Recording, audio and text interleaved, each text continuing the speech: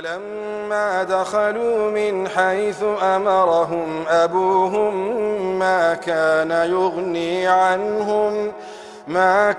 يغني عنهم من الله من شيء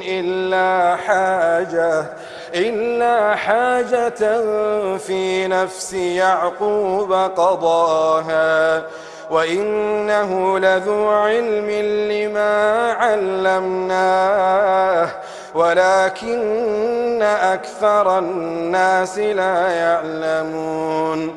ولما دخلوا على يوسف آوى إليه أخاه قال إني أنا أخوك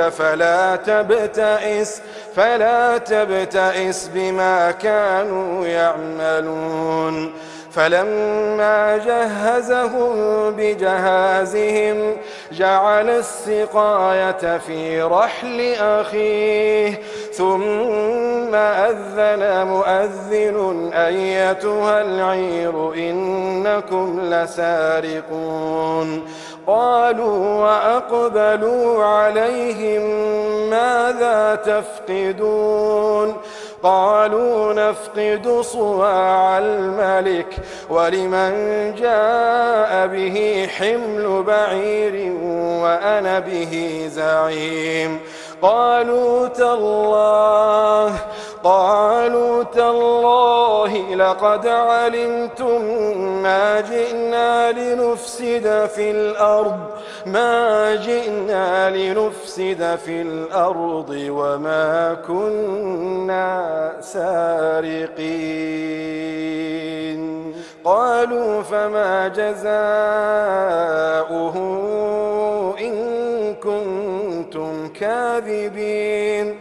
قالوا جزاؤه من وجد في رحله فهو جزاؤه كذلك نجزي الظالمين.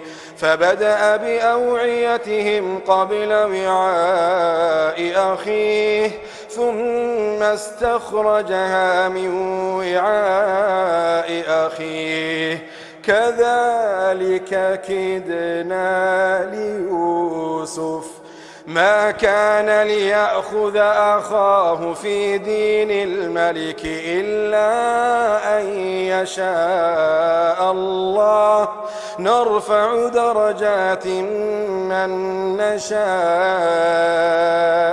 وفوق كل ذي علم عليم. قالوا إن يسرق فقد سرق أخ له من قبل فأسرها يوسف في نفسه ولم يبدها لهم قال أنتم شر مكانا والله أعلم بما تصفون. قالوا يا أيها العزيز إن له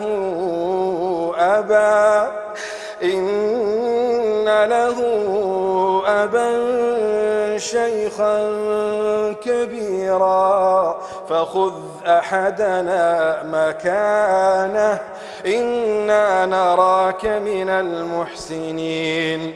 قال معاذ الله أن نأخذ إلا من وجدنا متاعنا عنده إنا إذا لظالمون. فلما استيئسوا منه خلصوا نجيا قال كبيرهم ألم تعلموا أن أباكم قد أخذ عليكم موثقا من الله ومن قبل ما فرطتم في يوسف فلن أبرح الأرض حتى يأذن لي أبي أو يحكم الله لي وهو خير الحاكمين. ارجعوا إلى أبيكم فقولوا يا أبانا ابنك سرق وما شهدنا إلا بما علمنا وما كنا للغيب حافظين واسأل القرية التي كنا فيها والعير التي أقبلنا فيها وإنا لصادقون قال بل سولت لكم أنفسكم أمرا قال بل سولت لكم أنفسكم أمرا فصبر جميل عسى الله أن يأتيني بهم جميعا إنه هو العليم الحكيم وتولى عنهم وقال يا أسفا على يوسف وتولى عنهم وقال يا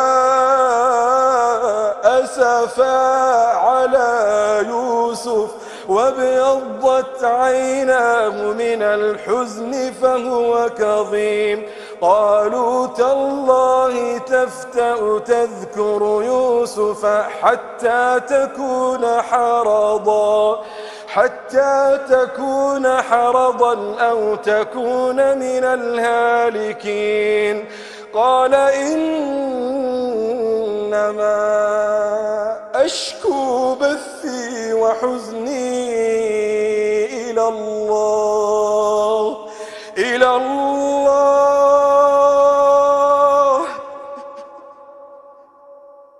قال إنما أشكو بثي وحزني إلى الله وأعلم من الله ما لا تعلمون يا بني اذهبوا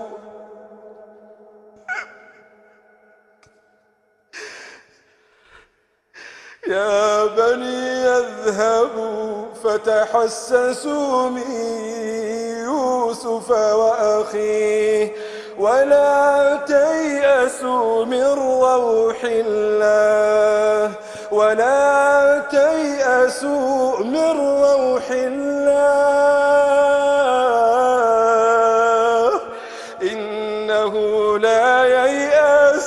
إنه لا ييأس من روح الله إلا القوم الكافرون.